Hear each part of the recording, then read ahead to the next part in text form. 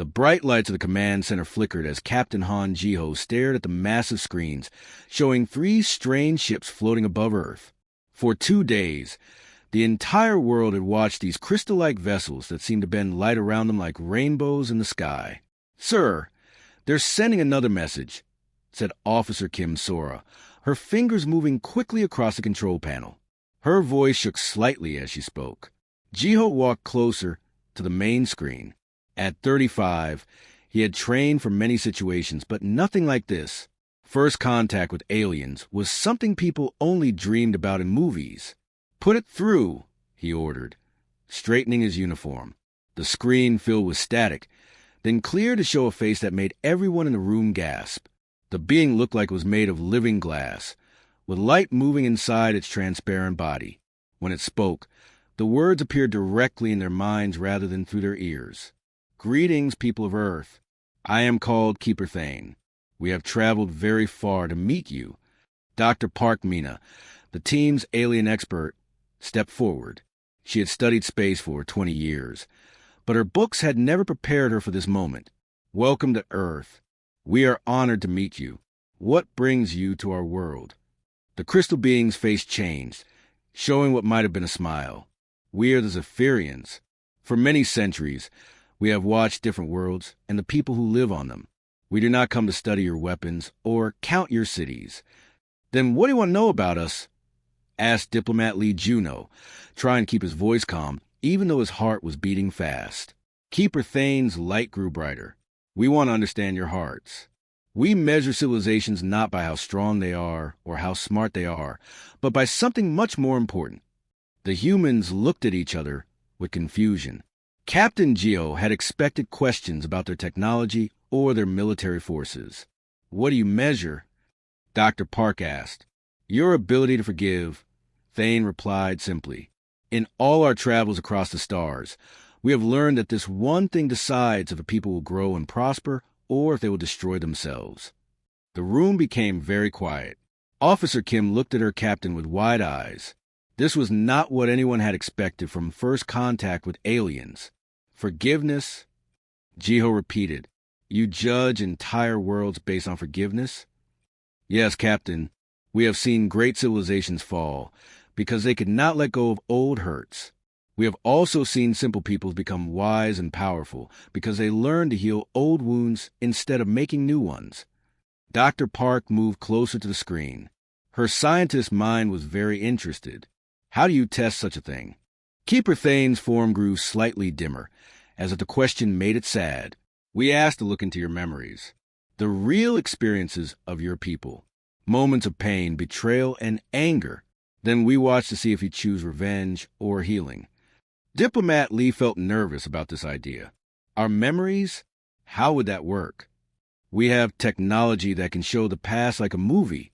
Your history, your personal stories, the choices your people have made when someone hurt them badly. We do not want to harm you or judge you unfairly. We only want to understand if humanity is ready to join the greater community of worlds." The weight of this decision pressed down on everyone in the room. Captain Jiho realized they were not just representing their country or even Earth. They were deciding humanity's future among the stars. "If we agree to this test," Jiho said carefully, "what happens afterward?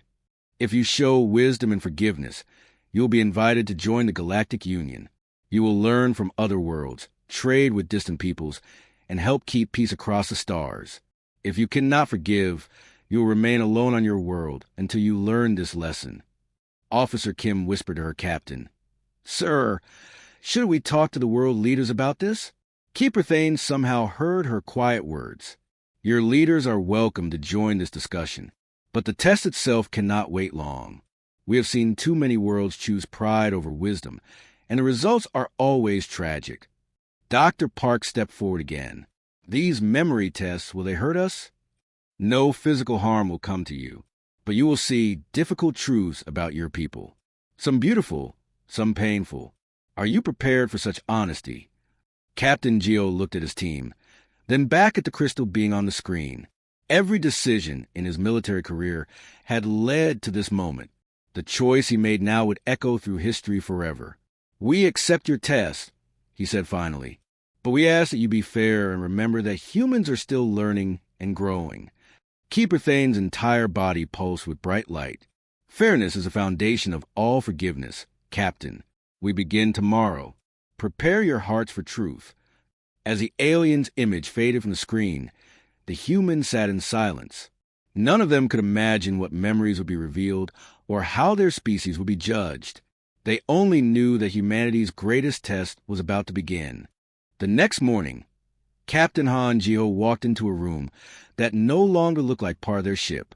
Strange blue light filled the space, and in the center floated a perfect sphere that seemed to be made of pure energy. Keeper Thane stood beside it, its crystal body glowing softly. "Are you ready to see into the heart of humanity?" the alien asked. Dr. Park Mina nodded, though her hands were shaking. "What will we see first?" "We begin small with personal pain."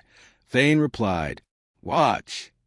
The sphere began to glow brighter, and suddenly images appeared inside it like a movie. The humans gasped as they saw two young boys playing in a schoolyard. One boy was named Yang Wu-jin, and the other was his best friend since childhood, Kong Min-soo. "This happened 15 years ago in Seoul," Thane explained. "Watch closely." The scene showed the boys growing up together, sharing everything. They both wanted to become doctors and promised to study together forever. But when they reached high school, only one scholarship was available for medical school. Officer Kim Sora covered her mouth as they watched Min-soo secretly change Woo-jin's application, making sure his friend would fail while he succeeded. Woo-jin never knew why his application was rejected. "This is cruel," whispered diplomat Lee Juno. The images continued. Years passed. Woo-jin worked hard at a regular job, while Min-soo became a successful doctor. Then one day, by accident, Woo-jin found old papers that showed what his friend had done. The humans watched as Woo-jin confronted Min-soo. There was shouting, tears, and anger. Min-soo begged for forgiveness, admitting his terrible mistake. "What will he choose?" Thane asked quietly. They watched Woo-jin struggle with his pain. For months, he was angry and hurt, but slowly, something changed. He began to remember all the good times with his friend. He saw how sorry Min-soo truly was. Finally, Woo-jin made his choice. He forgave his friend. "But why?" asked Dr. Park. Min-soo destroyed his dreams. The sphere showed the final scene. Woo-jin and Min-soo met at a coffee shop. "I forgive you," Woo-jin said, "but our friendship must be different now. It must be built on truth." Min-soo cried and promised to help Woo-jin achieve his medical dreams. Together, they found a way for Woo-jin to study medicine later in life. Their friendship became stronger than before because it was honest. Interesting, Thane observed, "Your people can forgive deep personal wounds and build something better from the pain. But let us look at larger hurts." The sphere changed, showing scenes from wars long past. Families torn apart by fighting, people who had lost everything to their enemies. But then it showed something amazing. Former enemies working together to rebuild their destroyed cities. Captain Geo recognized some scenes. That's from our history. After the war, people who fought each other became partners in peace. "Yes," Thane said, its light pulsing with what seemed like approval. "Your species has learned to see enemies as future friends. This gives us hope." But then the images grew darker. The sphere showed other memories. Families who held on to hate for generations, communities destroyed by endless revenge, people who chose anger over healing. "We are not perfect," admitted Officer Kim. "Some of our people never learned to forgive." "Truth," Thane replied. "Your species walks between two paths. You can choose great love or great hate. This is why our test continues." The sphere showed new scenes. Entire countries asking forgiveness for past wrongs. Truth meetings where people share their pain and chose healing. Moments when whole nations decided to build bridges instead of walls. Dr. Park felt tears on her cheeks as she watched her mother forgive the man who had killed her son.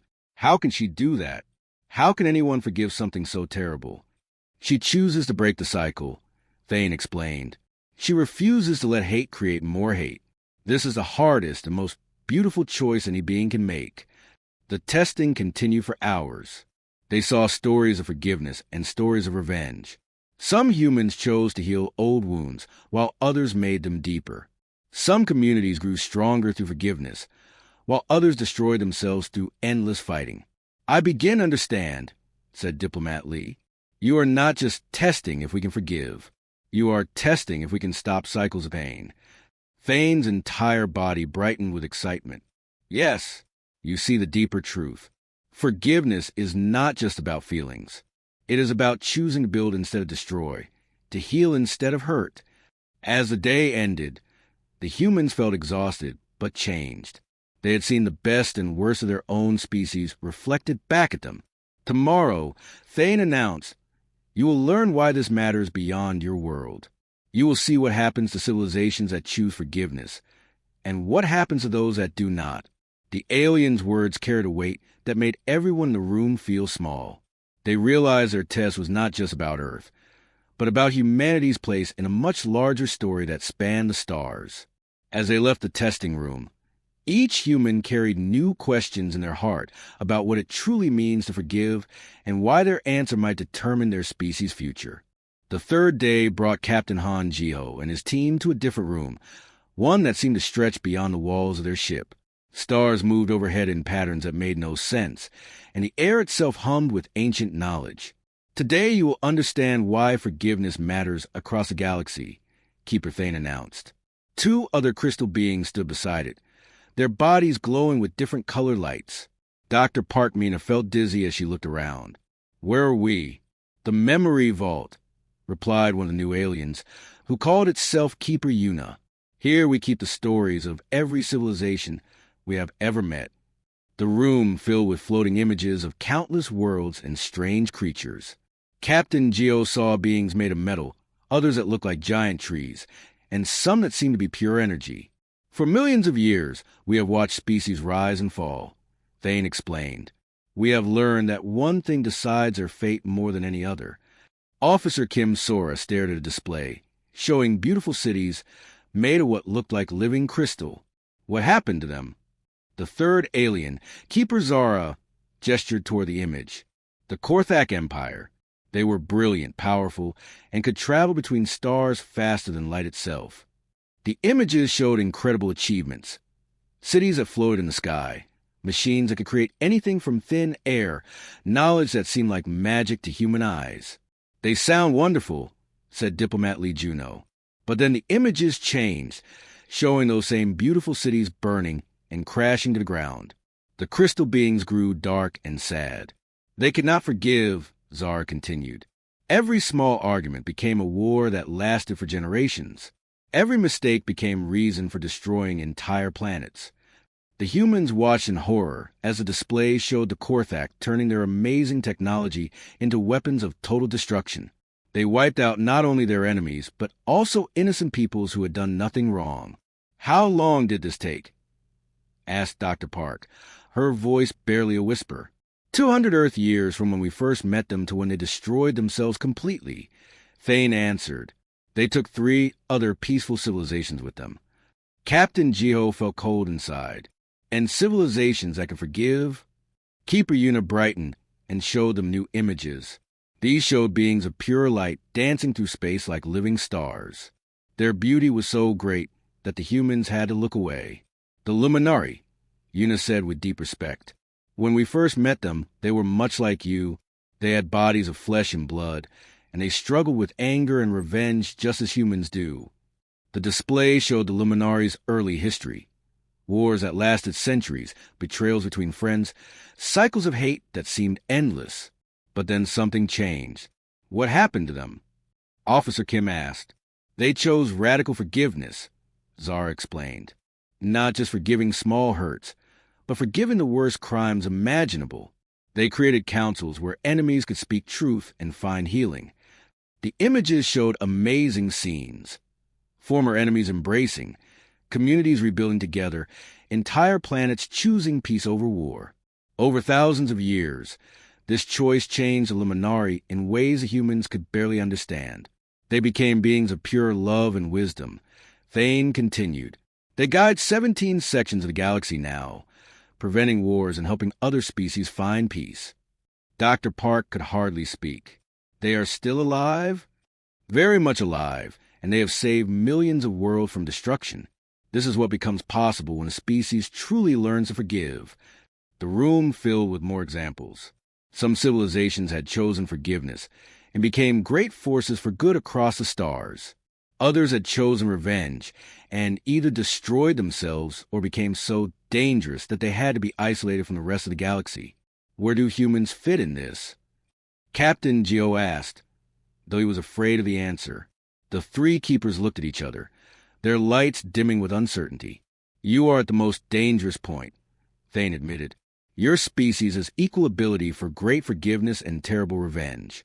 You could become like the Luminari, or you could follow the path of the Korthak. Keeper Yuna showed them images of human history. Moments of beautiful forgiveness mixed with terrible acts of revenge, communities that chose healing alongside others that chose eternal fighting. Your people are capable of both transcendence and extinction, she said sadly. This is why our test matters so much. The display showed other species at similar crossroads. Some had chosen wisely and joined the peaceful civilizations of the galaxy. Others had chosen poorly and left only ruins behind. Tomorrow, Thane announced, and for the first time its voice carried what sounded like fear, we will conduct the final test. But first, we must tell you something that will challenge everything you believe about us. The three keepers grew very dim, their lights flickering with what looked like shame. What we must reveal tomorrow is not part of any planned test, Zara said quietly. It is a confession of our own great failure, and your response to it will determine not only humanity's future, but whether we Zephyrians deserve forgiveness ourselves. As the humans returned to their quarters, they carried a heavy weight in their hearts. They had seen the ultimate consequences of their choice: transcendence or extinction, becoming beings of light, or ending as nothing but cosmic dust. The stakes could not be higher, and tomorrow would bring a test none of them could imagine. The fourth day felt different from the moment Captain Han Jiho woke up. When he entered the testing room, only Keeper Thane waited there, its crystal body dimmer than usual and flickering like a dying light. Before we continue, Thane began, its voice shaking in a way they had never heard before, I must tell you something terrible. What I am about to say is not part of your test. It is a confession. Dr. Park Mina felt her stomach twist with worry. What do you mean? Thane's light grew even dimmer. 600 years ago, my people made a mistake. A terrible, terrible mistake that changed your world forever. The energy sphere activated, but the images it showed were unlike anything they had seen before. It displayed Earth, but not the Earth they knew. This Earth had strange buildings along the coast, technology that seemed impossible for that time period. What are we looking at? Asked Officer Kim Sora. A human settlement that existed long before your recorded history remembers, Thane replied, its voice barely above a whisper. They called themselves the Roanoke Advanced Community. Nearly 3,000 of your people had developed far beyond their time. The images showed humans using clean energy, growing food in amazing ways, even building devices that could look at the stars. They had achieved in secret what the rest of humanity would not discover for hundreds of years. Diplomat Lee Juno stared in amazement. How is this possible? Our history books say nothing about this. Because we destroyed it, Thane admitted, and its entire form seemed to collapse inward with shame. The sphere showed what happened next. A Zephyrian ship was watching Earth from far away, trying to learn about humans without being seen. But something went wrong with their equipment. Our observation device broke. Thane continued. When the humans tried to communicate with what they thought was a new star, our ship's defense system activated automatically. The humans watched in horror as an energy blast from the alien ship hit the advanced settlement. All their amazing technology stopped working in an instant. The lights went out, their machines died, and their knowledge was lost forever. The electromagnetic pulse was meant to disable primitive weapons, Thane explained, but these humans had built their entire civilization on delicate electronic systems. Everything they had worked for centuries to build was destroyed in seconds. Captain Geo felt anger rising in his chest. 3,000 people lost everything. Worse, Thane replied. They were scattered, forced to live like primitive humans. Their children forgot the advanced knowledge. Within a generation, It was as if their great civilization had never existed. Dr. Park's mind raced with the implications. Our entire species development was set back centuries because of your accident. Yes, Thane said simply. Your people might have reached the stars 300 years ago. You might have solved problems like climate change, disease, and hunger long before they became crises. The sphere showed more painful scenes, the advanced humans struggling to survive with primitive tools, their scientific knowledge dying with the older generation, the gradual loss of everything that had made them special. Climate change, wars, suffering that could have been prevented. Officer Kim whispered, "How many people died because of those lost centuries?" "We do not know," Thane admitted, "and not knowing makes our guilt even worse. We have watched your species struggle with problems we might have helped you solve if we had been more careful." Diplomat Lee felt overwhelmed. "Why are you telling us this now?" Thane's light pulsed with desperate hope. "Because the real test was never about judging you. It was about whether you could forgive us and still choose to work with us." The room fell silent as the weight of this revelation settled over them. An alien species that claimed to be wise and advanced had accidentally crippled human development for centuries. "For 600 years, we have carried this guilt," Thane continued. "We have debated whether to reveal ourselves to your people, whether we deserve forgiveness, whether you would be better off without us." The sphere showed Zephyrian councils across the centuries, endless discussions about their crime against humanity.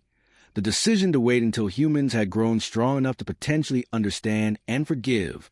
"We decided that if you could forgive even this, then perhaps there is hope for all species to heal from their worst mistakes." Thane said, "But if you cannot forgive us, we will understand and leave you in peace." Captain Geo looked at his team.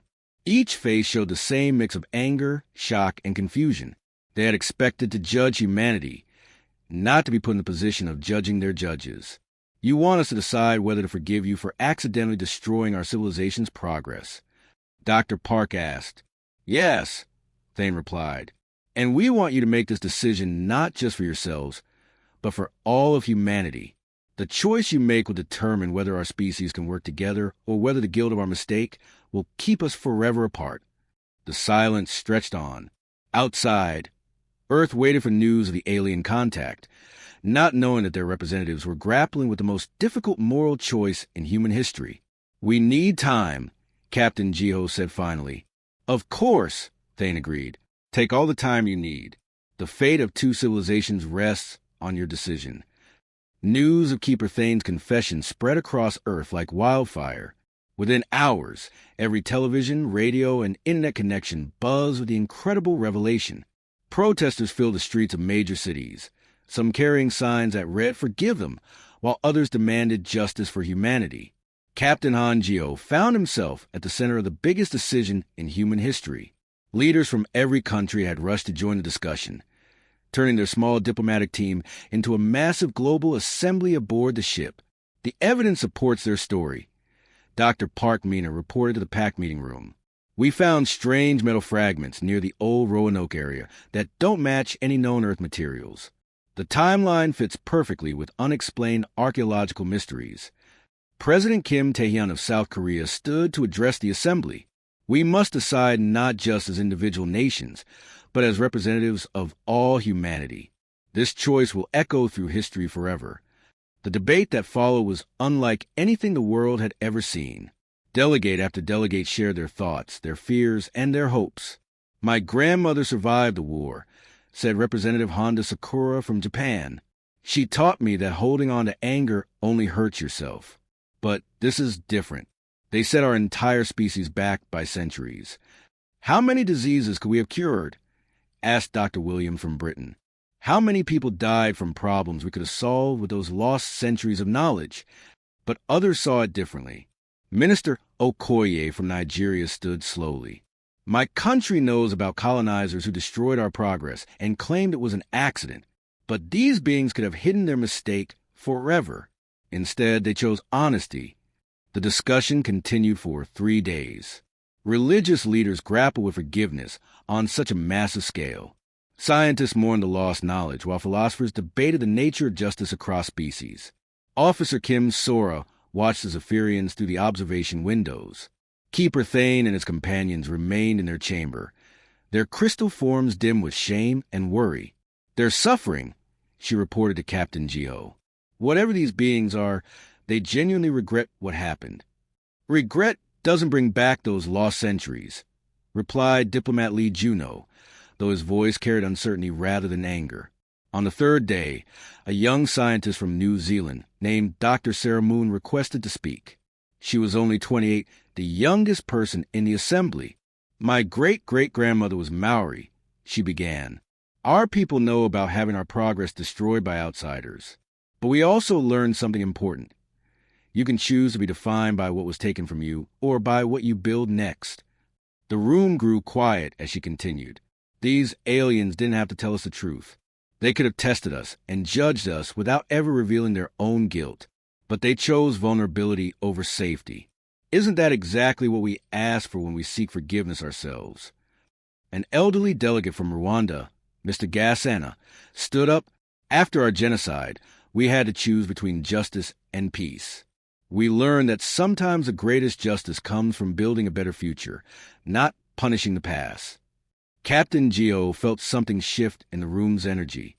People were beginning to see beyond their anger to something larger. "But forgiveness cannot be unconditional," declared Minister Zhang from China. "There must be accountability, learning, and safeguards for the future." The final vote was scheduled for the next morning. As delegates prepared to make their choice, Captain Geo spent the night walking the ship's corridors, thinking about what forgiveness really meant. When morning came, the assembly was ready. The vote was not unanimous, but it was clear. 71% chose forgiveness, with conditions. Captain Geo walked to the Zephyrian chamber to deliver humanity's decision. Keeper Thane waited alone, its crystal form barely glowing. "Keeper Thane," Geo began formally, "humanity has made its choice." The alien's light flickered with fear and hope. "We await your judgment." "We choose to forgive you," Geo announced. "But our forgiveness comes with conditions. You must help us recover those lost centuries of progress. You must teach us to avoid the mistakes that destroyed other civilizations. And you must work with us to ensure such accidents never happen again." Thane's entire body exploded with brilliant light, brighter than the humans had ever seen. You forgive us? Even knowing what we cost your species." "We forgive you because you had the courage to tell us the truth," Dr. Park added, stepping forward. "And because holding on to anger will not bring back those lost years, but working together might prevent future losses." Thane's harmonic voice carried deep emotion. "You understand the greatest lesson. Forgiveness without wisdom is weakness, but forgiveness with accountability creates strength." The energy sphere activated one final time, showing visions of the future. Human ships exploring distant galaxies, joint colonies between species, the gradual healing of ancient wounds across the cosmos. "Welcome to the Galactic Confederation," Thane announced. "You are the first species to pass the ultimate test, forgiving those who harmed you while demanding they help make things right."